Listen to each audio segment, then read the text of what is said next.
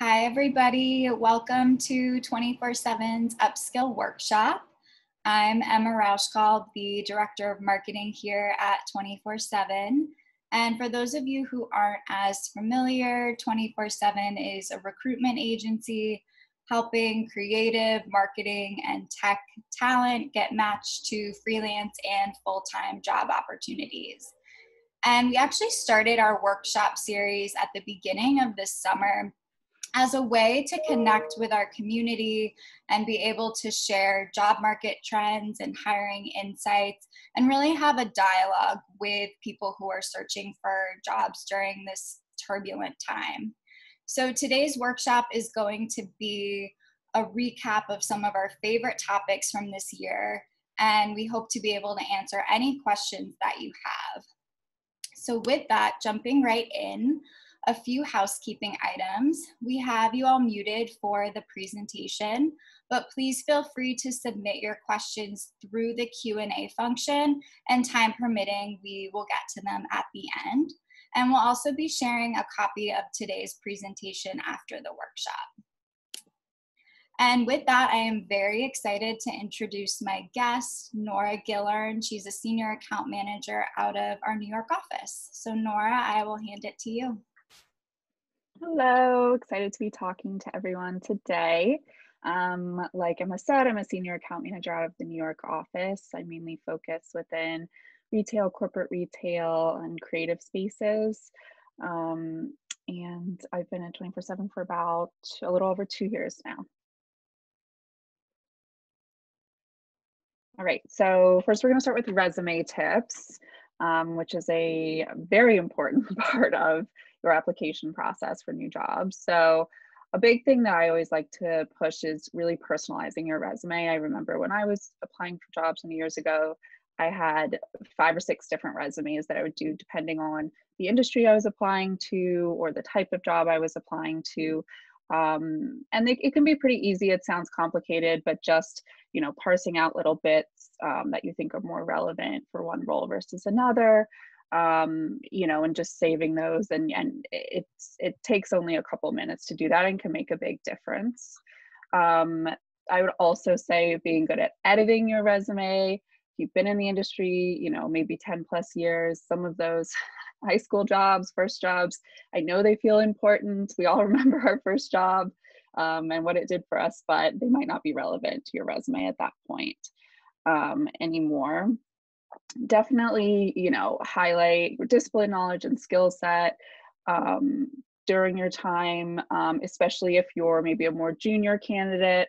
Some of that school experience can be very relevant. You were the editor of the paper, or you were a volunteer, or whatever that may be. If you're an entry-level candidate, that can make a big difference. And then don't forget about those soft skills too. I mean, that's a big part of any job, and that's really what can make or break your application is just your ability to communicate with others, your ability to delegate, whatever that may be. Especially this year, right? I feel like flexibility, adaptability, more important than ever. Seriously. Yeah, absolutely. Okay, so interview best practices. Obviously, interviewing is very different these days. Most of it's happening virtually at the moment. So, the most important thing is treat it like it's an in-person interview. Don't roll up in sweatpants with a hood over your head, sipping a latte. Try to set yourself apart in any way you can to make a good first impression. And then always, whether you're in a pandemic or not, research is extremely important. Preparation, make sure you've done your research on the company, on the person you're interviewing with, on the job itself, And I always tell people, make sure you've reviewed your own resume, because this is what happens a lot. You get kind of caught up in everything else, and people, then start diving into your resume, and you've actually forgotten, that's right, I wrote I had that skill, or I have that experience. Really know how to speak to your own resume as well, and make sure that's part of the preparation process.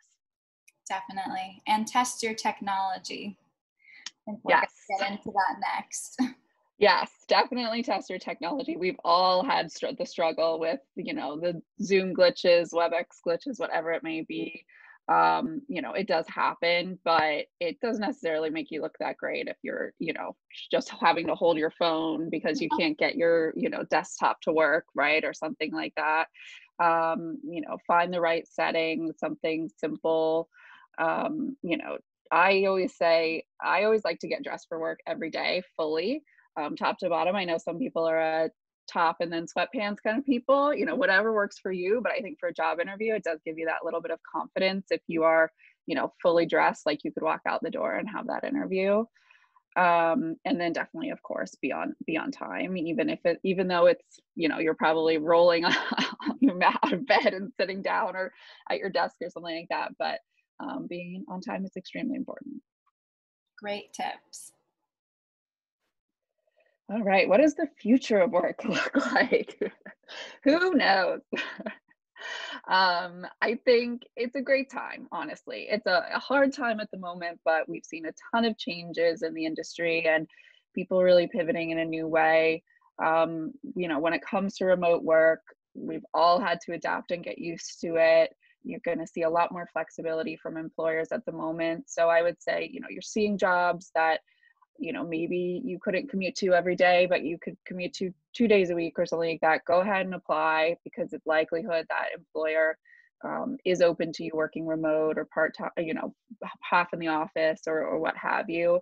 And definitely just have that open conversation with them. It's, you know, it used to be kind of taboo if they don't want to be in the office, you know, what are they even doing here? But it's so normal now.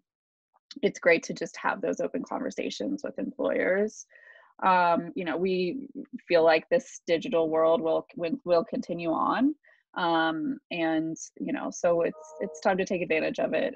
And you know, we have people right now. I have a coworker who's working hard as ever, but she's in Puerto Rico in the sun while we're doing video calls with her, and she's That doing a sounds great job. But you know, she's taking advantage of the fact we're all remote right now. So um, you know, I would say definitely use the tools and systems that your employer, you know, provides for you. And it's really a great time to be flexible in the workplace. Yeah, I also think, you know, to your point, you don't have to be constrained by location, which just provides more opportunities, especially as a job seeker, to be able to apply to things all over the country. And really, to your point, like using those soft skills of being extra, you know, communicative and collaborative is only going to help you further. Yeah, 100%. It's great, you know, to be able to work so collaboratively. Okay, skills needed for the future of work. I mean, it has changed so much. I would say the biggest thing is adaptability. You know, the people I've talked to who haven't been, you know, let go during this time are saying, yeah, I'm actually doing 5 jobs in one right now, you know. And as companies have had to do their cutbacks and rethink their business, you know, the people that they're bringing back in, they're looking for real team players who can jump in and are willing to be flexible and adapt. You know, they can be innovative. They understand, you know, we talk a lot about digital acumen. They understand, you know, the technology they're working with. You know, they're not the ones who are every 2 days are like, oh, I'm having another glitch in the system. I don't know, you know, like you're prepared to, we don't have IT, you know, 2 desks down anymore helping us. So, you know, being prepared to deal with those types of situations on your own and being able to adapt and work independently. You know, and definitely having that growth mindset, thinking about how you can help, you know, a company, a brand move forward, and not just how can I do my job, but how can I do my job in the best way to help the company move forward, and grow, because that's really in your best interest along with the company's best interest. And always being willing to learn new skills and grow. I think sometimes we make the mistake of, oh, I've gotten to a certain level, I'm doing great, I've kind of hit my cap when it comes to learning new experiences. But you can learn from the newest person on your team to the most senior person on your team every day if you're just open to it. Yeah, and I think taking it upon yourself too, like you can't always expect your manager or your company to have a course set up for you or to have training for you. Right. Being that self-starter, going out and finding a webinar like you're attending today, or another free course to just help grow your own skill set. Mm-hmm. pivoting. This is what we've all been doing all year, right? I've been sending those Ross Geller from Friends moving the couch quotes for a while now. I think it's a tricky time. You know that the job market is struggling. You don't necessarily want to leave a job when you know that there's not a ton out there, but it is also a time to really assess, does your current role in industry feel like it's stagnant? To what extent can your job be done virtually? Are you learning and growing? It's a time for change, and people are pivoting, and there are new opportunities coming up every day, things we hadn't even thought of 6 months ago or a year ago, as companies grow. So I think it's a great time to be open to pivoting and changing careers, and really assessing how your skills and your abilities can transfer into maybe other industries or other categories, or whatever that may be, if that's something you want. Of course, I think it's also, you have to be aware. I think a lot of people in certain markets, you get scared. You're seeing people let go around you, and you think, oh, maybe this isn't stable, I want to jump and do something else. But if you're truly passionate about it, and you really love what you do, there's nothing wrong with also sticking with it, and staying with what you love. Yeah, it sounds like self-reflection is probably the first step in this process. So, a lot of that is in that self-reflection is shaping your personal brand story is really important. So I see this a lot on resumes. It's, you're jumping from one thing to another, or I can't quite see the thought process behind your jobs, or why you're doing them, or how your skills are coming together. And, there are so many transferable skills, but it's important to look at your experiences, look at your passions, and think about what that really means for you, and help people understand that through your personal brand story, and kind of building that out, so people understand what they're getting, when they're looking at a resume, when they're talking to you, understanding what you're passionate about, what you're interested in, what your skills are, and how they all come together. I think right now hiring managers are nervous about bringing on new people and taking risks. And, it's especially hard if you're trying to pivot careers right now. Hiring managers can have a stack of resumes with people that have the exact title that they're looking for, versus if you're trying to pivot it can be tough. So, be prepared to speak to why you're making that change, and how you're sure it's the right move. And, even you can walk them through piece by piece of, I did this in my old job, and this is why I think this would transfer well. I've had this experience. I understand that, being clear and direct about why you want to make that change, so that they don't feel like you're a flight risk of, oh, she's just taking whatever job she can, or he's not really interested, but he's just freaking out because his industry is falling apart or something, and he's just jumping to whatever's next, because people are very, very worried about that right now. They want to hire and make the right decisions. So that comes with your elevator pitch, right? Is when someone comes to you and they say, tell me about yourself, have that ready to go. You don't want to have a verbatim, like you've memorized it, but, be prepared to really speak to yourself and your experiences and what you bring to the table, beyond just listing off your resume. I love that point. I think, we always talk about how hiring managers are busy, and sometimes they have like 1 minute to look at your resume. You don't want to leave anything on the table, like spell it out for them, have your story crafted. Don't leave anything, sort of murky or up to question. Mm-hmm. All right, so we talked a little bit about this with the resume thing, but I mean, it's really, transferring your skills, filling in the gaps, connecting the dots between internships, jobs, in your desired career. I mean, it can be tough right now because I know, you know, you had an internship in college that you feel like really aligns with a job that you're applying for 5 years later or something like that, and it can be tough to get people to understand that. And so that's really where fleshing out some of that information of what you actually did and how it all tied together, and connecting that with your current work, and you know how your career trajectory has moved forward, you know, is great. And I would say in that you can then take some of those passions and interests maybe you haven't had the chance to um, you've been in the world working for a while, you haven't had a chance to take a beat and reevaluate and think about things. So I know a lot of people have been taking courses on something that they've had interest in. For instance, you know, there've been a lot of retail people who are, you know, want to get out of store line retail and have been taking HR courses, you know, or CRM, taking some CRM classes or whatever that may be to help kind of facilitate a transition in your career.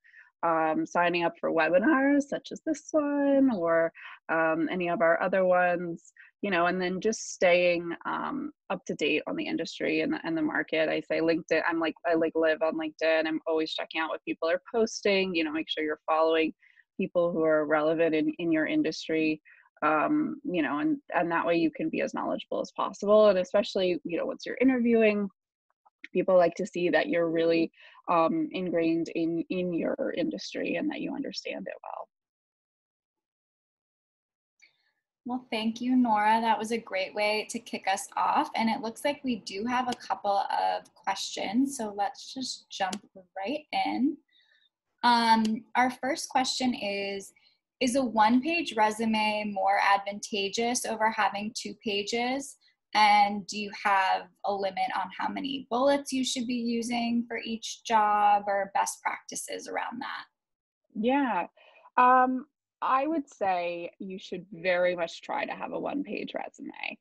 Um, it, like Emma said, hiring managers maybe have a minute or two to review your resumes. I mean, as recruiters, we're here to, you know, make sure your resume gets in front of them and try to kind of push it in their faces. But, you know, we look at some of these LinkedIn job applications and it's like they have 500-600 applicants in a job. So anything you can do to really synthesize that information is important. So we all know that jobs are very complex and every job is different, and you're going to be tempted to speak to every single thing that you've done and all of your skills and how they're relevant. But you have to remember the hiring manager will understand, you know, assuming that you're qualified for the job, they will have a general understanding of what your previous experiences somewhat look like, because that's the field that they're hiring in. So I wouldn't spend a ton of time feeling like you have to have tons of bullet points under each job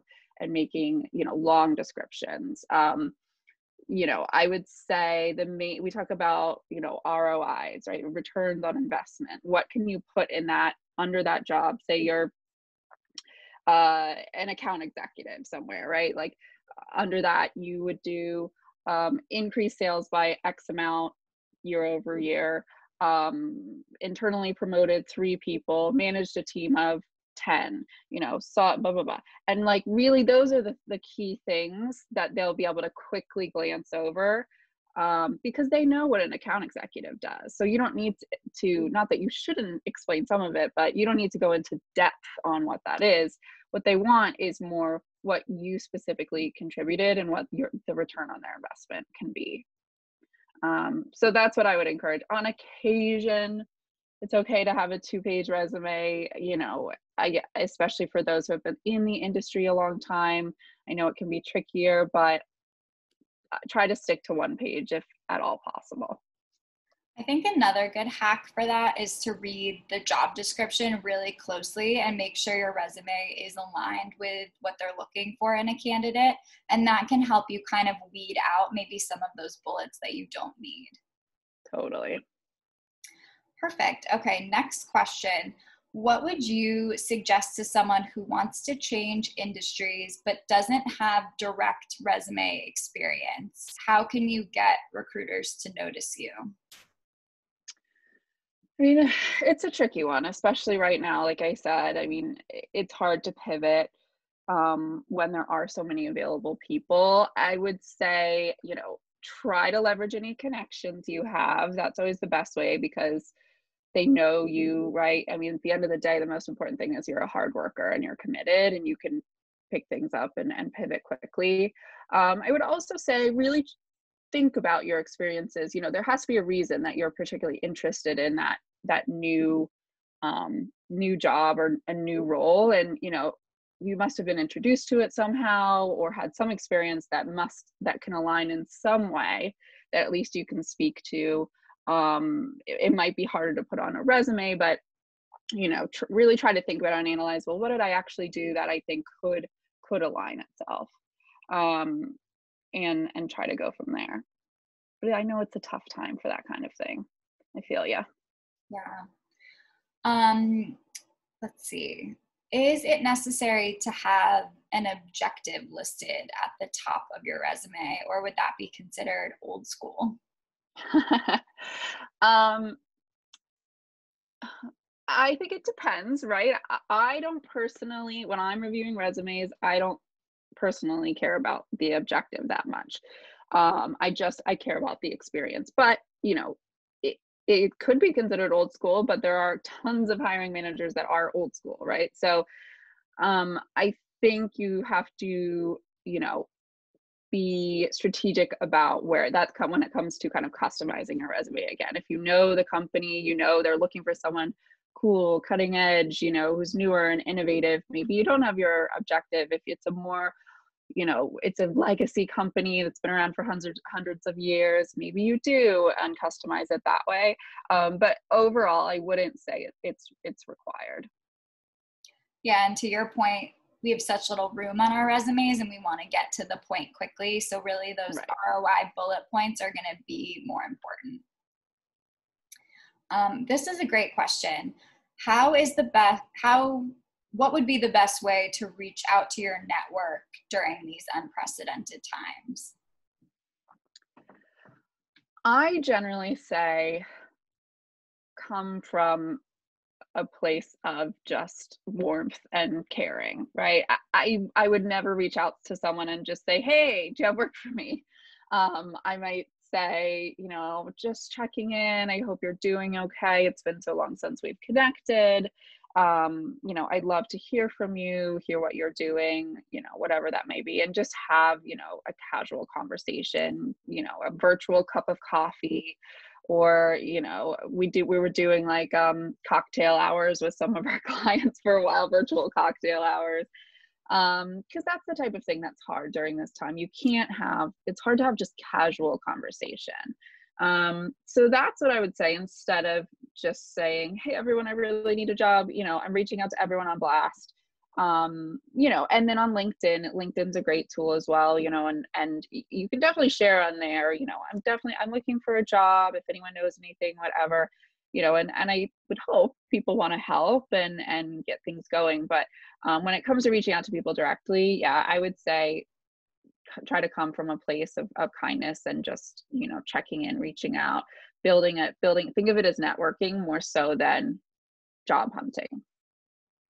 And I think also, like, don't be afraid to tap into your network. People do have more Hmm. time right now, and they might be available for a virtual coffee date or a virtual, cocktail.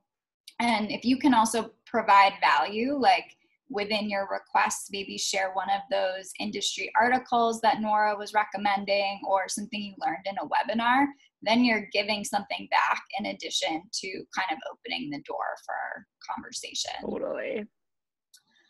So we have a couple of questions that are similar. I'm just going to wrap them into one, which is, what are best practices for explaining gaps in your resume during an interview? Well, it's going to depend on the gap. Um, I am very much about transparency and honesty. So, if a lot of the time it's, sorry, I'm just getting surveyed here. A lot of the time it's, you had a family emergency or you wanted to take time off to travel, etc. I don't think there's anything wrong with that. And I think it's perfectly normal. So, you know, in your resume itself, before you've gotten to the hiring manager, I would generally address it, because if it's not addressed somewhere and there's just a large gap, people might pass before you get the chance to talk to them. So I would say, you know, took time off for, you can say just like personal reasons or family, you know, you keep it light and vague, but you know, and then when you talk to a hiring manager, just say, you know, I had a really intense job for a couple years. I worked really hard. I loved it, but I decided I needed 6 months to travel. You know, oh gosh, traveling, don't we miss it? And you know, and that's, you know, just be honest. We're all human. People get it. Life happens, things happen. There's nothing to be ashamed of in having a gap in your resume. Especially during COVID. I know a lot of people had concerns about, oh, you know, what do I tell people? I've been unemployed for 6 months. I'm like, guys, 2020 is a wash. Like, no one's gonna look at you, you know, you start a job, you know, January 2020 and lost it in March 2020. No one's gonna be like, well, what happened here? They're gonna be like, oh, right, global pandemic. Gotcha. So don't get too worried about it. Yeah, I couldn't agree more. And I think honesty is always the best policy. And you also never obviously want to badmouth a former employer in an interview, because you don't know who knows who or who might come back around. So just keeping it more positive, I think, is always the best way. 100%. So we have time for one last question, which is, Nora, do you have any favorite interview questions that you have either seen hiring managers ask or been asking yourself?